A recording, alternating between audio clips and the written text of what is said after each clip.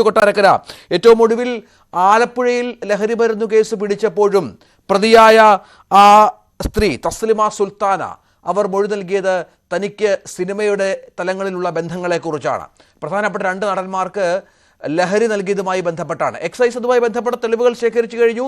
ചാറ്റുകളുണ്ട് അവരുടെ പക്കൽ. ഡിജിറ്റൽ തെളിവുകളുമായി ബന്ധപ്പെട്ട് ഏറ്റവും ഒടുവിൽ അറിയുന്ന വിവരം ഈ നടന്മാരെ അടക്കം ചോദ്യം ചെയ്യാൻ പോവുകയാണ് എന്നുള്ളതാണ്. പക്ഷേ ഈ കേസും എവിടെയെങ്കിലും എത്തുമെന്ന് താങ്കൾ കരുതുന്നുണ്ടോ?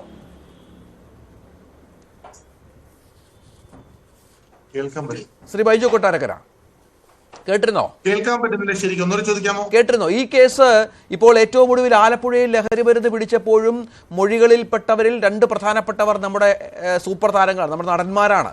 അവര് ഈ പറഞ്ഞ ഇവർ ഇതിനു മുൻപും പല കേസുകളിലും പെട്ടിട്ടുണ്ട്, പല അന്വേഷണങ്ങളും ഉണ്ടായിട്ടുണ്ട്. പക്ഷെ ആ കേസൊക്കെ ആവിയായി. ഈ കേസിനും അതേ ഗതിയല്ലേ വരാൻ പോവുക? തീർച്ചയായും അങ്ങനെ വരാൻ തന്നെയാണ് സാധ്യത. കാരണം ഈ പേരുകൾ പറഞ്ഞ രണ്ടുപേരും, അതേ പേരിന് മറച്ചുവെക്കേണ്ട കാര്യമൊന്നുമില്ല, ശ്രീനാഥ് ബാസിയും ഷൈൻ ടോം ചാക്കോയും. ഇവരെ രണ്ടുപേരെയും ഷൈൻ ടോം ചാക്കോയെ തെളിവ് സഹിതം പിടിച്ചിട്ട് കോടതിയിൽ നിന്ന് അന്ന് വെറുതെ വിട്ടിറങ്ങി പോയതാണ്. അപ്പോ ഇവർ രണ്ടുപേരും നേരത്തെ തന്നെ സിനിമയിൽ ഇത് ലഹരി ഉപയോഗിക്കുന്നു എന്ന് പറഞ്ഞ് കേസ് വന്ന് അവരെ ഇതിനകത്ത് തെളിവ് സഹിതം നേരത്തെ കൊടുത്തിട്ട് പോലും ഇതിൽ നിന്ന് ഊരിപ്പോയ ആളുകളാണ് ഇവർ രണ്ടുപേരും. അതുപോലെ ഇവർ രണ്ടു മാത്രം ഉണ്ടെന്നല്ല പറയുന്നത്, നിറയെ ആളുകൾ സിനിമയ്ക്കകത്ത്, എല്ലാവരുമല്ല, ഈ പുതുതലമുറയിൽപ്പെട്ട ചില ആളുകൾ ഇതിന് അടിമപ്പെട്ട് ജീവിക്കുന്നു എന്നുള്ളത് സത്യം തന്നെയാണ്. കാരണം 2-3 ദിവസമൊക്കെ ലൊക്കേഷനിൽ വരാതിരിക്കുക, ക്യാരവനകത്ത് ഉപയോഗിക്കുക, ഇതൊക്കെ പറഞ്ഞാൽ തുടങ്ങിയിട്ട് തന്നെ കാലങ്ങൾ കുറയായി. ഇതിനിടയ്ക്ക് വെച്ച് ഈ നിർമ്മാതാക്കളുടെ അസോസിയേഷൻ ചേംബറും ഒക്കെ ഒരു തീരുമാനമെടുത്തിരുന്നു. ഇപ്പോഴാണ് ഈ കഴിഞ്ഞ 2 ആഴ്ചയ്ക്ക് മുമ്പ് അവരെടുത്ത തീരുമാനം, ആർക്ക് വേണമെങ്കിലും ലൊക്കേഷനിൽ കയറി പരിശോധിക്കാം.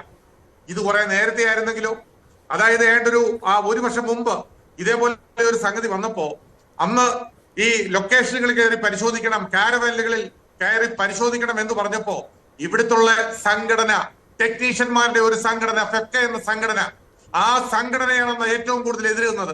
അവരെന്ത് പറഞ്ഞു? ലൊക്കേഷനുകളിൽ കയറി പരിശോധിക്കാൻ പറ്റില്ല. എന്തുകൊണ്ട് പറ്റില്ല? ഇവിടെ പിന്നെ സിനിമാക്കാർക്ക് കൊമ്പുണ്ടോ? അതൊന്നുമില്ലല്ലോ. ഏത് ലൊക്കേഷനിലും പോലീസിനായാലും എക്സൈസിനായാലും കയറി പിന്നെ പരിശോധിക്കാനുള്ള ഒരു നിയമം നമ്മുടെ നാട്ടിലില്ലേ? പിന്നെ എന്തുകൊണ്ട് ലൊക്കേഷനിൽ നിന്ന് മാറ്റി നിർത്തുന്നു? അപ്പൊ അങ്ങനെ അന്നേ ഇതിന് തടയിട്ടിരുന്നെങ്കിൽ ഇത് ഒരു കാരണവശാലും ഇത് സിനിമ ഇൻഡസ്ട്രിയിലേക്ക് പടരില്ലായിരുന്നു.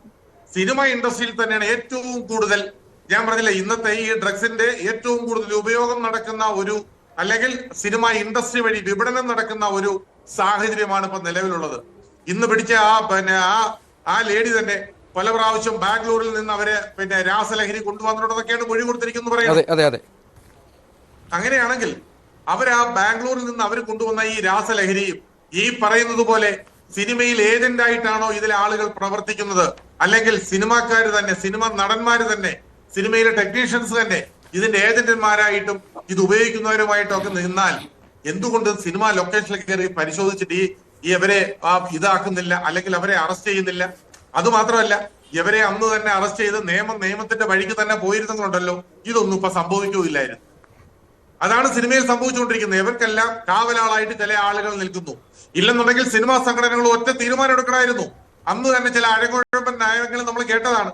അന്ന് തന്നെ തീരുമാനം എടുക്കണമായിരുന്നു. ഇതേപോലെ പിന്നെ കേസിൽപ്പെടുന്ന ആളുകളെ ഒരു കാരണവശാലും സിനിമകളിൽ സഹകരിപ്പിക്കരുതെന്നും, അങ്ങനെയുള്ള സിനിമകൾ ആരെങ്കിലും സഹകരിച്ചാൽ അല്ലെങ്കിൽ സഹകരിപ്പിച്ചാൽ ആ സിനിമകൾ റിലീസ് ചെയ്യില്ല എന്നും തിയേറ്ററുകളും അതേപോലെ തന്നെ വിതരണക്കാരും ടെക്നീഷ്യൻസിന്റെ സംഘടനകളും ഇവരെല്ലാം കൂടി തീരുമാനിച്ചിരുന്നെങ്കിലുണ്ടല്ലോ ഒരു കാരണവശാലും ഇത് സിനിമ ഇൻഡസ്ട്രിയിൽ പടർന്നു പിടിക്കില്ലായിരുന്നു. അവ എവിടോ പോയി വലിക്കേണ്ടതേ, എവിടോ പോയിട്ട് പിന്നെ അവരെ പിന്നെ കഞ്ചാവ് വലിക്കുകയോ അല്ലെന്നുണ്ടെങ്കിൽ MDMA അടിക്കുകയോ പിന്നെ സ്റ്റാമ്പ് അടിക്കുകയോ എന്ത് വേണമെങ്കിലും ചെയ്തോട്ടെ. അത് സിനിമ ഇൻഡസ്ട്രിക്ക് എന്തിന് പേരുദോഷം കേൾപ്പിക്കുന്നു? ഇവർക്ക് വേറെ എവിടെയെങ്കിലും പോയി വലിച്ചൂടെ, അല്ലെങ്കിൽ വേറെ എവിടെയെങ്കിലും പോയി ഉപയോഗിച്ചൂടെ? അതുകൊണ്ട് ഒരു കാരണവശാലും ഇവരെ പോലെയുള്ള ആളുകളെ സിനിമ ഇൻഡസ്ട്രിയിൽ വെച്ചുകൊണ്ടിരിക്കരുത്. അതിലെല്ലാവരും കൂട്ടായി ഒരു തീരുമാനം എടുക്കുകയാണ് വേണ്ടത്. അങ്ങനെ ഒരു 4 എണ്ണത്തിനെ പുറത്താക്കി കഴിഞ്ഞാലുണ്ടല്ലോ ഇവരുടെ എല്ലാം ഈ പിന്നെ രാസലഹരി ഉപയോഗം പകുതിയിൽ കൂടുതൽ സിനിമ ഇൻഡസ്ട്രിയിൽ. അല്ല, അങ്ങനെ ചില വിലക്കുകളൊക്കെ ഉണ്ടായിരുന്നു ചില നടന്മാർക്ക്. അത് വളരെ കുറച്ചു കാലമായിരുന്നു, താങ്കൾ പറഞ്ഞതുപോലെ. പക്ഷേ ഈ സെറ്റിലെ മിസ്ബിഹേവിയറും ഒക്കെ ബന്ധപ്പെട്ടാണ്. പക്ഷെ അതൊന്നും സംഭവിച്ചില്ല. അവർ വീണ്ടും ഇപ്പോൾ സിനിമകളിൽ അഭിനയിക്കുന്നു. ഇപ്പോൾ ഏറ്റവും ഒടുവിലും അവരുമായി ബന്ധപ്പെട്ട കേസുകളാണ് പുറത്തു വരുന്നത്. ശ്രീ ബൈജു കൊട്ടാരക്കര, അതല്ലേ പറഞ്ഞത്? ഈ പറഞ്ഞതുപോലെ ഇവിടെ വിലക്കാനും ആ വിലക്കുന്ന ആളുകളെ പിറ്റേ ദിവസം തന്നെ വിലക്ക് മാറ്റാനും വില കഴിക്കാനും ഒക്കെ ഇവിടെ നമ്മുടെ ഇൻഡസ്ട്രി ഇഷ്ടംപോലെ ആളുകളുണ്ട്. ഈ ഫെഫ്ക എന്ന സംഘടനയാണെന്ന് അവരെ അന്ന് പറഞ്ഞത്. ഇവരെ മാറ്റി നിർത്താൻ പറ്റില്ല. അതിന്റെ സെക്രട്ടറി ഉണ്ണികൃഷ്ണൻ തന്നെയാണെന്ന് പറഞ്ഞത്. ഇവരെ മാറ്റി നിർത്താൻ പറ്റില്ല, അത് ഇൻഡസ്ട്രിയിലേക്ക് വരട്ടെ, നല്ല കുഞ്ഞായി വരും. എവിടെ നല്ല കുഞ്ഞായി? നല്ല കുഞ്ഞായി എന്നാണ് ഇപ്പൊ കണ്ടുകൊണ്ടിരിക്കുന്നത്. ആലപ്പുഴയിലെ പിന്നെ എന്താണ് വീര്യം കൂടിയ കഞ്ചാവുമായി പിടിച്ച ആ സ്ത്രീ തന്നെ പറയുന്നു, ഞങ്ങൾ ഇവർക്ക് സപ്ലൈ ചെയ്യാറുണ്ട്.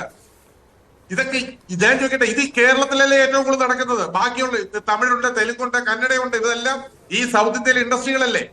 അവിടെയൊന്നും എന്താ സിനിമ ഇൻഡസ്ട്രിയിൽ ഇങ്ങനെ പരസ്യമായിട്ട് ഈ കഞ്ചാവും അല്ലെന്നുണ്ടെങ്കിൽ രാസലഹരിയും ഇല്ലാത്തതിന്റെ കാരണം എന്താ? അവിടെ നട്ടലോടുകൂടി കാര്യങ്ങൾ സംസാരിക്കാൻ ആൾക്കാരുണ്ട്. അല്ലാതെ ഈ അഴകുഴമ്പൻ ന്യായം പറഞ്ഞിട്ട് അവനവന്റെ സ്വന്തം കാര്യത്തിന് വേണ്ടി ഇവനെ പോലുള്ള ആളുകളെയൊക്കെ വിളിച്ച് സിനിമയ്ക്കകത്ത് സഹകരിപ്പിക്കുന്ന ആൾക്കാരെ വേണം ആദ്യം ഇൻഡസ്ട്രിയിൽ നിന്ന് മാറ്റി നിർത്താൻ. അതിനുള്ള നട്ടൽ എന്ത് നിർമ്മാതാക്കളും അതേപോലെ ഈ ടെക്നീഷ്യന്റെ സംഘടനയും കാണിക്കുന്നോ, അല്ലെങ്കിൽ ഈ താരങ്ങളുടെ സംഘടനയും കാണിക്കുന്നോ, അന്നേ ഈ സംഗതി ഈ മലയാളം ഇൻഡസ്ട്രിയിൽ ഇല്ലാതാവും. അല്ലാത്തടത്തോളം കാലം ഈ മലയാള സിനിമ ഇൻഡസ്ട്രിയിൽ ഇങ്ങനെ എല്ലാ പ്രാവശ്യവും നമുക്കിങ്ങനെ പറഞ്ഞു പോവാം. രാസലഹരി ഉണ്ട്, വിപണനമുണ്ട്, കാരവനകത്ത് ഉപയോഗിക്കുന്നു, മറ്റിടത്ത് ഉപയോഗിക്കുന്നു, മറിച്ചിടത്ത് ഉപയോഗിക്കുന്നു പറഞ്ഞു പോവാം. ഇപ്പൊ ഓരോ സിനിമയ്ക്കൊക്കെ 20-25 കാരവനൊക്കെയാണ് ലൊക്കേഷൻ കിടക്കുന്നത്. ഈ പല കാരവനകത്ത് എന്തൊക്കെയാ നടക്കുന്നുള്ളവരെ ആരെങ്കിലും അറിയുന്നുണ്ടോ? ചിലപ്പോ ആ സിനിമയുടെ ഒരു പ്രൊഡക്ഷൻ ബോർഡ് ചോദിച്ചാൽ അവനറിയാൻ പറ്റും. കാരണം അവർക്കൊക്കെ വളരെ വ്യക്തമായിട്ട് ഇതിനെക്കുറിച്ചുള്ള ധാരണയുണ്ട്. ഇത് ആരാണ്, എങ്ങനെയാണ്, എവിടെ വെച്ചാണെന്നുള്ളത്. താങ്കൾക്ക് രഞ്ജിത്തിന് വേറൊരു കാര്യം പറയാമോ? കുറെ കാലങ്ങൾക്ക് മുമ്പ് ഇടുക്കി ജില്ലയില് ഏതാണ് നെടുങ്കണ്ടത്തിനടുത്ത് ഒരു സ്ഥലത്ത് ഇങ്ങനെ ഈ വീടുകൾ വാടകയ്ക്ക് എടുക്കും. മലയാള സിനിമയിലെ ചില പൊതുതല നായകന്മാരും നായികമാരും ഉൾപ്പെടെയുള്ള ഒരു സംഘം, 8-10 പേരുള്ള ഒരു സംഘമായിരിക്കും. ഈ സംഘം വന്ന് 3-4 ദിവസത്തേക്ക് ഈ വീടുകൾ സ്ഥിരമായി കൊടുക്കുന്ന ആളുകളുണ്ടായിരുന്നു. അവിടെ വീടെടുത്തിട്ട് റോ പാർട്ടി എന്നാണ് അതിന്റെ പേര്. ഈ റോ പാർട്ടി സ്ഥിരമായിരുന്നു. ഈ റോ പാർട്ടി എന്ന് പറഞ്ഞാൽ കള്ളല്ല, കഞ്ചാവും അല്ല, അതിന് കതുക്കും മേലെ ഈ പറഞ്ഞ പോലെ MDMAയും അതേപോലെ തന്നെ ഈ അങ്ങനെയുള്ള സാധനങ്ങൾ, സ്റ്റാമ്പും കാര്യങ്ങളും ഒക്കെയാണ് ഇവർ ഉപയോഗിച്ചുകൊണ്ടിരിക്കുന്നത്. അവിടെ ഉപയോഗിച്ചിട്ട് 3-4 ദിവസം പേക്കുത്തുകളൊക്കെ നടത്തിയിട്ട് അവിടെ നിന്ന് പിരിഞ്ഞു പോകും. സിനിമയുടെ ഷൂട്ടിംഗ് നടക്കുന്നെങ്കിൽ അവർക്കെന്ത് നഷ്ടം?